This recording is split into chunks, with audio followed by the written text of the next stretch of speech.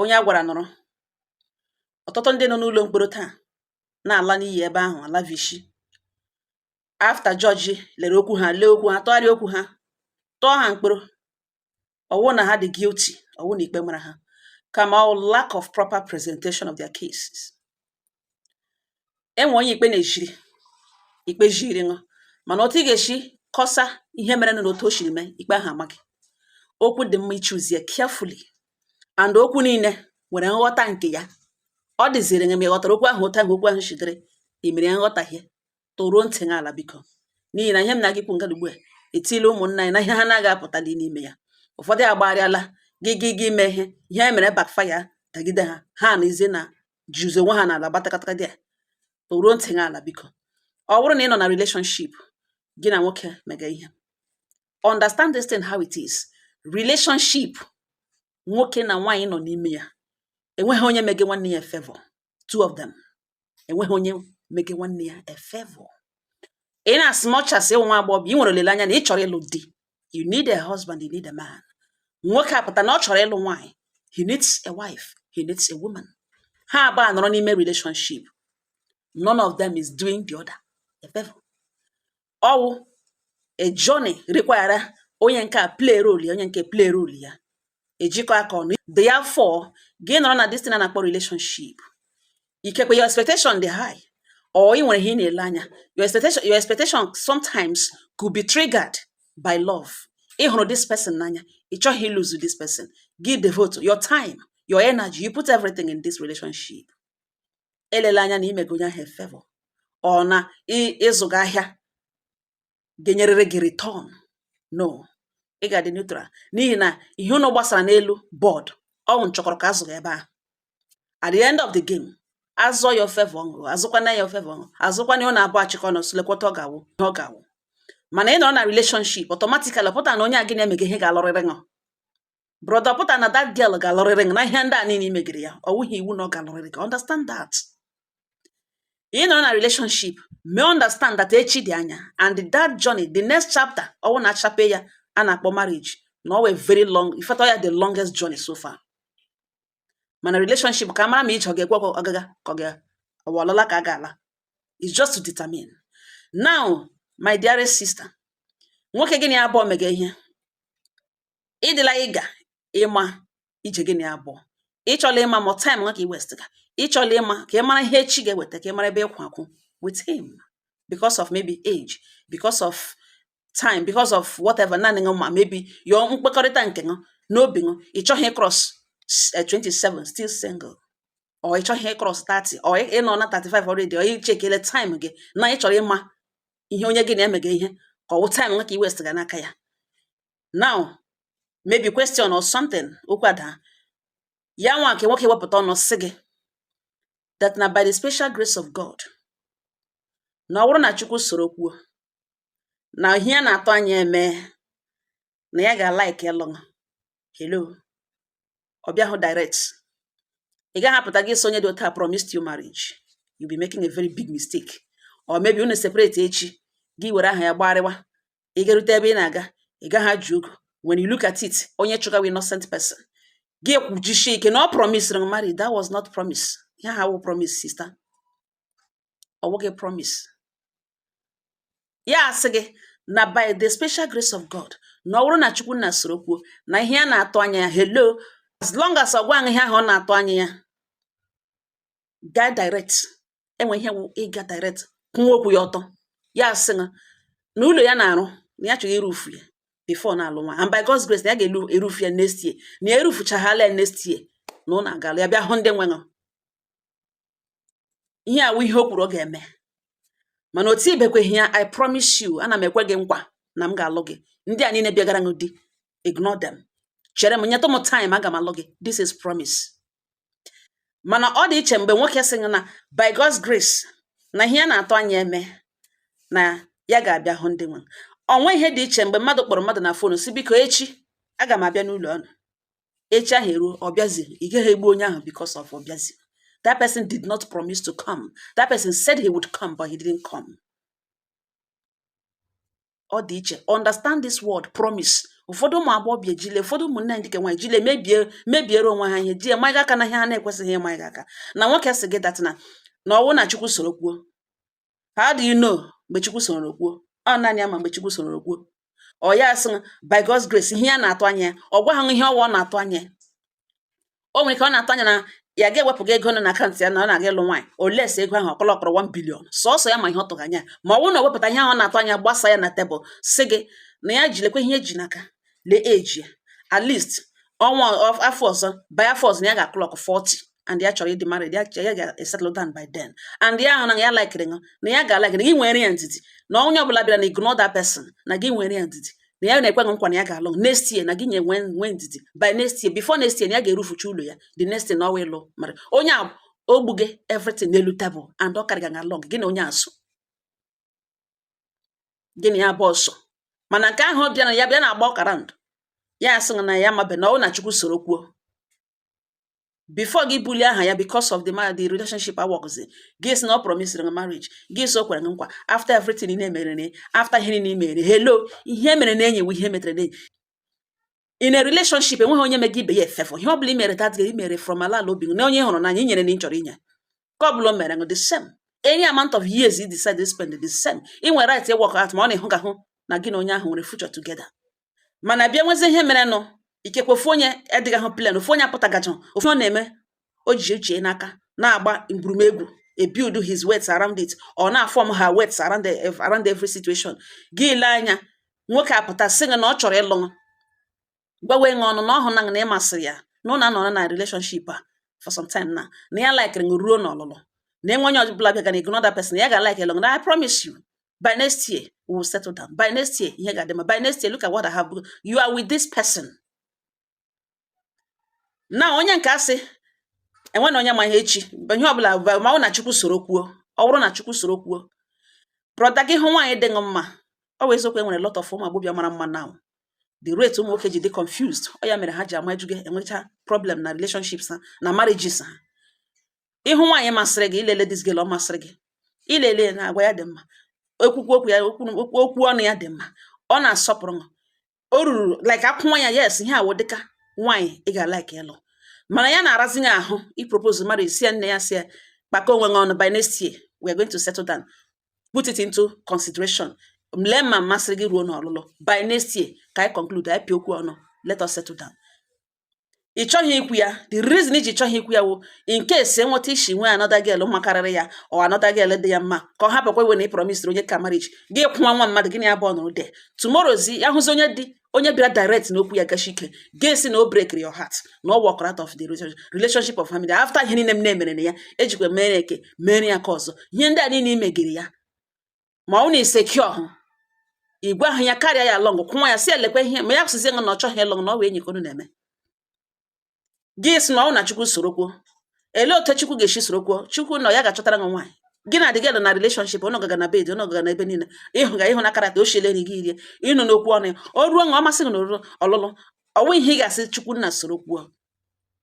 Ọ bụ na itozuola ịlụ nwaanyị, such a girl ịhụrụ ị nwere na gị na ya bụ na relationship, gaa stress si nne by next year ka anyị conclude. Gị mee ka ọ ghọta kwa na ị chọghị egwe by next year ahụ, still stay put. Mana enwe ihe mere na ị gaghị blame ya, because ọwụhụ nwa agbọghọbịa niile na-apụta ya sị nwoke come and marry me, ọ ya bụ nwa agbọghọbịa pụta ya na-ede ya sị nwoke eleghị. Ụfọdụ ụmụ agbọghọbịa na-ekwu, ha anaghị ekwu because of pride, because of integrity. Onye nwa agbọghọbịa ma ihe ma ebe ọ na-aga, so ma anaghị ekwu, so na-ejikwana love kwuo ya. Na gị gba nkịtị na gị na ya na aye ị chọghị ime ka ọ mara, ya akwụnwakwa na ị chọghị ime ka ọ mara, denwezie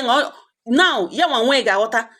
that na ọ gaghị force n'obi, ọ gaghị force na ọ bụ na after 2 years he proposed by marriage, ọ bụ na after 2 years ihe kere gị na ya nọkwa na-emekwa boyfriend and girlfriend, that means ya gaghị force, but bear it in mind that na door ya ka dị open.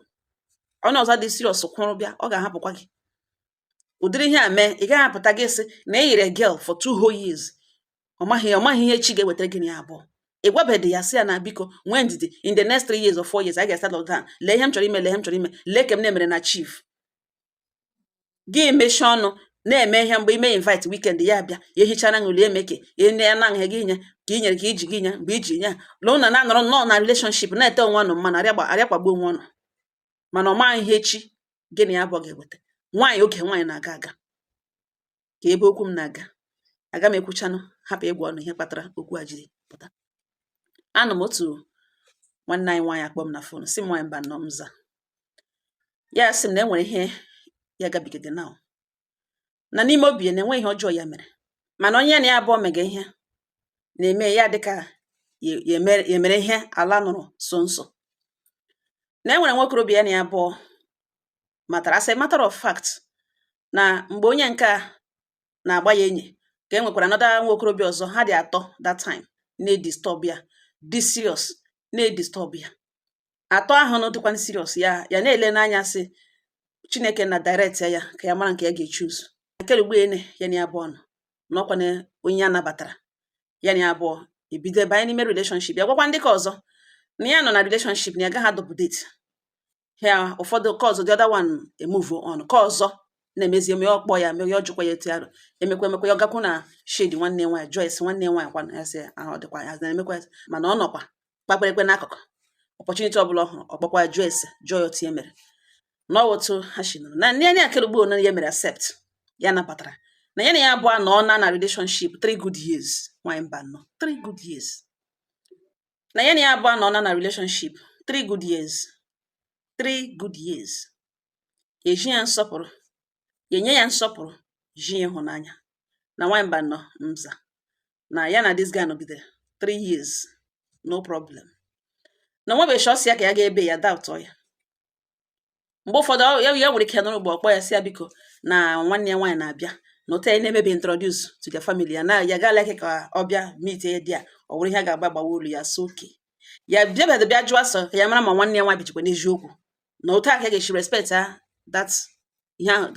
respect instruction ya buru akpa ya megịnị lawa mgbe ụfọdụ ya bịa echichani ọgwa ya so chichani na ya lawa na otu a ka o shepi mpọ ya relationship ya na ya abụọ ya doubt bịa one day ya gabe na phone ya one day na-enwebeghị ihe ọsị like enwe ihe enyi nwoke na enyi nwa na-ese okwu na ha na-enye reason ka ha ji sewe okwu na otu a ka ha shi nọga nọ 3 good years na m lezie n'ihe mere nọ gbotakwara na ụmụnne na enwebe ya shiri mee ihe ọjọọ na ha gwe na ruo August this year August gara aga ihe na-emebe before na relationship ya na abụọ ya gwezi ya chọrọ ka ya na abụọ ya chọrọ ka ha discuss n'onwe ihe ya chọrọ ka ha kpaa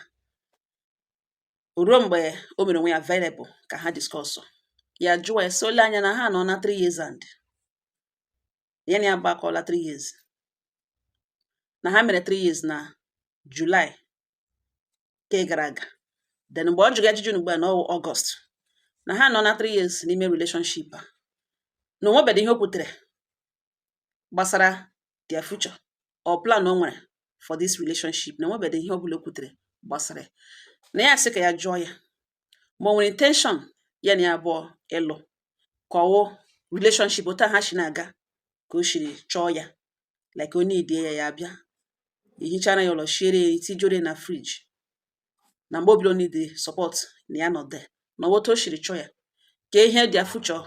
ka etu o si ahụta dia future na already na ha akọla 3 years and ya nwa dị 27 years mgbe ya na ya abụọ matara na ya akọla 30 na ya onwe according to age ọ gwara ya na ọ chụọla 42 na ka plan ya o nwere for them ka nwoke agwawa ya na ya enweghị plan na ihe niile nọ Chineke nna n'aka na by God's grace na ọ na Chukwu na soro kwuo na ihe ya na-atụ anya mee na ha ga-alụ ma o mekwenụ na aga na-elekwe Chineke anya ya so oke ya bịa jụọ ihe ọ na-atụ anya ya bịa ga further na that question ya so oke ya lawa na nwaanyị mba nọ nze ya lara chege ihe ahụ chege enweghị ihe echechatara mmụọ ya gwa ya si end ihe na this guy na-eme move on ma ọ wee ya 3 years agala na ya ga-akwụkwa more years na ya akọla 30 already na ya gakwa agụ more years ya nọrọ ga-akpọ ya na phone si ya na ebe na ọ maghị in 3 years ọ maghị ya na ya gba nọ na 3 years na still ọ maghị ihe chi ga-eweta na ihe niile ka nọ Chineke n'aka by God's grace o buzobido that na enweghị plan mana ihe ọbụla Chukwu kwuru na ihe niile nọ Chineke n'aka na ya sị ka ya gwa ya na ya chọrọ walk out of this relationship na ya dịla true na ya chọrọ onye ọzọ from this moment na ya echere ya eche tụle n'ime obi ya before gwa ihe mgbe ya na-agwa na ya dịla true with him ọgwa wee sọ dị egwu na ọwụta na-eshi apụta na work out of relationship of 3 years ọwụta na-eshi ebere akọwashi ya just like that ya gwa ya sị na ya gwara ihe ya gwara ya na ụtọ ya eshi gwa ya na ọwa ụtọ ọ dị na ọ mana ya na-ekwu oke okwu ya na-ekwu okwu ya na-echeghị echiche before kwuo nwaanyị mba nnọọ ọ sị na ya ihe ọzọ sara ya wụ no problem ọ dịkwa n'izi no problem na ya feel na enwe ihe nọ na street na enwekwa ihe nọ na street na otu ugbo ya nọ nwere ndidi na ịga na ọ ga-abịa na aka a na ịga lewe ihe echi ga-eweta ya gwa ya sọ na ịga like that lewe ihe echi ya ga-eweta na ya nwa ga-eji aka ya decide yara ihe echi ga-eweta Chineke ga-eduwe na ihe echiche ya ọ gwa ya sị nsogbu anọ na ebete enwekwata ihe shiri mee ya decide ịbịachi back na ya ga-anabatakwa na ọ chọrọ ịga test ya na ọ chọrọ na ọhụ na ahụ na onye ya mma na ọ chọrọ ịga tụgharị ụkwụ na ya tụgharịcha bịakwa n'ụzọ dịkwa open for ha na ya ga-anabatakwa ya ele okwu ihe awụghị okwu a na-agwa ihe awụghị okwu mmadụ na-agwa onye ọhụrụ n'anya na ya chọrọ ịga tụgharị ụkwụ na ya tụgharịcha ụkwụ batakwa na dọọ na ọ dịkwara ya open ele ya gawara onwe na after 2 months this other one nọ n'akụkụ na-egive up nọkwanụ naanị once in a while ya kpoo ya ọnọ ya nwa jiri aka ya kpọọ ya jụọ esi business kwanụ ọ dịchacha very happy na sị ke ya kporo ya na ọ dịcha nnọọ very happy si na ya biko ka ha hụ na ha ga-ahụ na ke ya gwa yes na kwa ya kpere na ihe ọjọọ na ya na-akpọ mgbe ụfọdụ na-ajụ ete ime na ya na-anọkwa na ozi ọ na-eji younger sister na-asị na ekele ya na ọte ya kpere na ọ dị happy ọ gwa ya na ya wụ the happiest person eti na ka ha hụ biko ya so okene ele ebe ọ chọrọ ka ha hụ ha gaa ebe ha gara ga ịhụ nga ha nọrọ ya na this guy nọ na-akpa nkata ya maghị ote x ya nọ nta kwụsị ọ wọla na x ya nweta information wụrụ bịa dia na ya cheat on him nga ka ọ nọrọ bido menwezi okwu bido menwe mkpọtụ bido bazie the guy na gịnị ka this and that ya na-agwa na ọkwa ya na ya abụọ endele ihe ya na abụọ na-eme since 2 months and now na ọgwakwana ya si elekwa ụzọ na nsogbu anọ na mgbe ọbụla ya jiri tụgharị chukwu chọọ ịbịachi n'ụzọ dịrị na ya bịaghachibenụ na elekwa ihe o ji chọrọzie ya bịawa na ọ ya nwa endịrị ihe ya ga-anwụ na relationship 3 years in 3 years nwepụkwudebodokwu na ya chọrọ ịmata nwanne enyi nwanne ya ọbụla ma ọfọsịkwa ịbịa hụ ndị nwe na ya ma afọ ole ya dị na ihe ya kwugezi na itri nke ọ bịara bụ ime mkpọtụ bụ create drama ọnụ ngala aka lara bottle wine this guy kwuru pịawa ya na werezie the bottle na-achị bịa mazi ke na ya na ya nọ ka ahụ ịmara na ụmụ nwoke ka ahụ ya overpower ya narazie the bottle amazie ya n'aka nga ọbara everywhere ka ahụ agwa ya sị na the reason eji ya nata bottle ya ma ya na n'obiwo ya na ha alụ ọgụ nwaanyị ya na nwoke ibe ya na ha adọ nwaanyị ụdọ na mgbe ya kpọrọ this girl gba ya enyi this girl gwa we ya ọnụ na ya na relationship ya makwa na onye ọgwụ respect ya da for 3 years ya n'ọrụ onwe na nwa ejiri aka walk out of this relationship na ọ gịnị ka ọ ga-eji bịa ebe a n'ikirete na ya nwa ka ọ bịara ịba ọgụ because of nwaanyị nọrọ nga were bọtụl nwaanyị n'aka ọbara ebe niile buga ya ụlọ ọgwụ na nwaanyị mba nọ na o triticha n'onwe kporozie ntụrụ ndị nwe bịa mitie kporo nwanne ya nwaanyị na nwanne nwoke bịa mitie ya adanne na-arịọ adanne na ya dịla serious na ya chọrọ ya si na ya chọrọ ịkpọ ụmụnna abịa adanne ya gwa ya sị ọ ya nwa ka ya na ya bụ na relationship na ọ ga-agwawa na onye ọ chọrọ ịlụ na ọ chọrọ ịkpọ nna ya ọ ya nwa awụ ga-esi n'ụlọ di ya kporo ya nwa bịa n'ụlọ nna ya mba na ọ wụ onye ya na-emega ihe ga-akporo ya bịa ji ụzọ alawa village ga-ekwu dawa na ọwụ ya nwa ga-ekwu na ụta ka akpụga ndị enyi ya n'ike ndị enyi ya nwoke niile akpụcha na ya na-arịa mmanya akpoo ya na-asị ya na ya ga-anarakwa nwa ya nwoke 3 years ga-ata ya n'ọja na ya ma nwa ya mụrụ na ya dịkwa ready iluzo te nwa ya wepụtara ọnụ si ahụrụ ya n'anya na ya chọrọ ịlụ ya na ya chọkwaghị iluzo nwa ya because of ya nwa na ya ma mgbe ha bidara mana ya mara ihe bidara na ya ga conclude with ya complete ihe nọ na ya bidara ya jụwa no the woman sị lekwa n'otu otu ifiliga na nwa nwoke bidara something with nwa onye ọzọ ihe a ha bidara ha eme na 3 years na kele ewube mbụ ikpe phone nke ewube mbụ ya na-eju ya ịmata onye ahụ n'olu ya for the first time ọ wụrụzie warning na threat ka o ji abịa ka otu o si filie na ole otu ọ dị ya n'ọnụ na ntị ebe oge ga-onwe ya okwu ịnụ na onye na-egbu okporo togbo ya na-ekwuge na ihe na first time ya na ya abụọ ikwu okwu na ọhụbedị ya bifo ma ihe yiri ya bịa n'ụlọ bifo nwa ya nwoke akwụlatabeghị bifo beji ya na-eselekwe nwa ya na ya na nwa ya chọrọ ịlụ for 3 whole years onyezie nọmba kpozi ọ na-azie nwa ya nwoke nọmba ikpozi ya nwa ọ wụrụzie threaten ya bịa gwa ya that na-enwekwa ihe mere dị ire dị luzu nwa like ekere ya ka ya bịa worship nwa ya ka ọ bịa wee wedere ndụ ya taa ya yara ndụ nwa ya n'ime relationship the woman na sị na ya ghọtara ihe okwu gị mana ya eweta obi na ọ ga-adị mma na ugbu a na ya bịara ya nọrọ na the picture na ya ga-emeke sure na nwa ya behave well na ya ga-emeke sure na ya bịara n'ụlọ ha mee ihe mana nwa ya mba nnọọ mza na this other guy arịala ya elu na ọ bịa webe kwunu na this new one ya na ya abụọ ebitere ihe menwene ihe na ụta na this guy cross na ya enwegedo the mind ịlaghachi ọkọ back to this other person. Na m judelu unu na enwere ihe ọjọọ ya mere na ihe mmadụ ịnara mmadụ ibe 3 years tụfuo na what of 3 years ke na 3 years ke ọ nọhụ n'ime ebe ahụ na enwere mgbe ọ bịara nọ ya jụọ si ya na alụ ka propose bedo nwebedo o shi meto make that move agụ na 3 years already na ya nọ 30 years na ya chọọ na onye nke a na dị very very serious na ya na ada nne ya ekwuole ya na ụmụnne ya ekwuole na o kwuole ya wụjụla esele mgbe ọ ga-achọ ka aga ya agwa ya so oke after Christmas na mgbe ihe denwere after Christmas ọ ga-akpọ ndị nwe ya bịagodo introduction na ya na onye ka nọ na 3 years o make him move na ya na onye ka nọ na ya ma this guy ya mgbe onwe onye na-enye nsogbu not somebody nwere respect for somebody that moment ya gwara na ya na relationship this guy stay away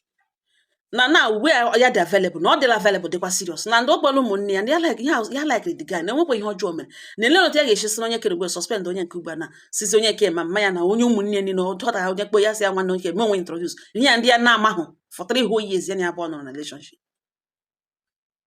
Na m judelu unu biko na enwere ihe ọjọọ ya mere na ọ ya mere ihe ọjọọ work out of this relationship na enwere ihe ya mere ya na-emeta ụmụnne m si ya anọ na m ihe kwuru aga m agbotoro ya ụmụnne. In this case all emotions ka na-ekwu okwu ya ịhụnanya dị n'obi onye dị in love ma onye ọ dị in love with search yourself ịmara nke dị mma aga m abịa gwawa ṅụ the reason ị ga-eji gaghachi back or the reason ị ga-eji nọrọ ebe ị nọ because the whole thing still boils around your emotion. Obi ha nọ n'ebe ebe ọbụla ị nọ ị gaghị anọkwata so search yourself onye nke a ị nọ na 3 years ọ bịaga ọ dịla serious ọ bịaga onye nke a gị na ya matala ịma ya for some time na ọ dị serious and ọ na-abụọ agala n'elu kwakịrị ọ na-akwakọrịtala iko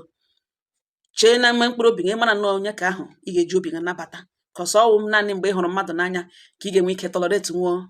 excesses the person ọ mgbe ị hụrụ mmadụ n'anya ka ị ga-enwe ike kwuo okwu ịgbaghara onye ahụ nwee ike menwe some things overlook mana ejighị mmadụ eji tụọra onye aka kwagara rukarị gị onye ahụ ị ga-aga ebe a na-agbakọ ihe niile gị na-agbakọ ị gaghị elecha aghara so jiri obi gị mara nnọọ ka ị hụrụ n'anya ka ịhụ gawụ ọdụ ọṅụ pin onye bịa ọ na ibe gakwa onye bịa gị imeji ihu unu konwe onye bịa ọ na-emeji onye ahụ lawa na-ebido ebe ọ nọ kwụsịrị ịmara nnọọ